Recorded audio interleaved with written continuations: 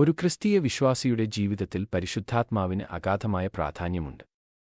പിതാവായ ദൈവത്തിനും പുത്രനായ യേശുവിനും ഒപ്പം തൃത്വത്തിലെ മൂന്നാമത്തെ വ്യക്തി എന്ന നിലയിൽ പരിശുദ്ധാത്മാവ് വെറുമൊരു ശക്തിയല്ല, മറിച്ച് വിശ്വാസിയിലും അവനിലൂടെയും സജീവമായി പ്രവർത്തിക്കുന്ന ഒരു വ്യക്തിപരമായ സാന്നിധ്യമാണ്.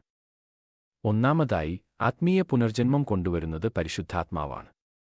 യേശു നിക്കോദേമോസിനോട് പറഞ്ഞു, വെള്ളത്താലും ആത്മാവിനാലും ജനിക്കുന്നില്ലെങ്കിൽ ആർക്കും ദൈവരാജ്യത്തിൽ പ്രവേശിക്കാൻ കഴിയില്ല. ഈ പുനരുജ്ജീവനം യോഹന്നാൻ 3:5 ഒരു വിശ്വാസിയുടെ ക്രിസ്തുവിലുള്ള പുതിയ ജീവിതത്തിന്റെ ആരംഭം കുറിക്കുന്നു. വിശുദ്ധീകരണത്തിലും പരിശുദ്ധാത്മാവ് നിർണായക പങ്ക് വഹിക്കുന്നു. വിശ്വാസികളെ വിശുദ്ധിയിൽ വളരാനും യേശുവിനെപ്പോലെയാകാനും സഹായിക്കുന്നു. അവൻ വ്യക്തികളെ പാപത്തെക്കുറിച്ച് ബോധ്യപ്പെടുത്തുന്നു. യോഹന്നാൻ 16:8 സത്യം പഠിപ്പിക്കുന്നു. യോഹന്നാൻ 14:26 വിശ്വാസികളെ അവരുടെ ദൈനംദിന ജീവിതത്തിൽ നയിക്കുന്നു.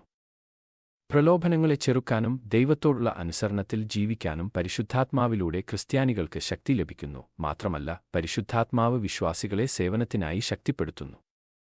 പ്രവൃത്തികൾ 1:8 പരിശുദ്ധാത്മാവ് അവരുടെ മേൽ വരുമ്പോൾ അവർക്ക് ശക്തി ലഭിക്കുമെന്നും അത് അവരെ ലോകമെമ്പാടും തന്റെ സാക്ഷികളാകാൻ പ്രാപ്തരാക്കുമെന്നും യേശു തന്റെ അനുയായികൾക്ക് വാഗ്ദാനം ചെയ്തു.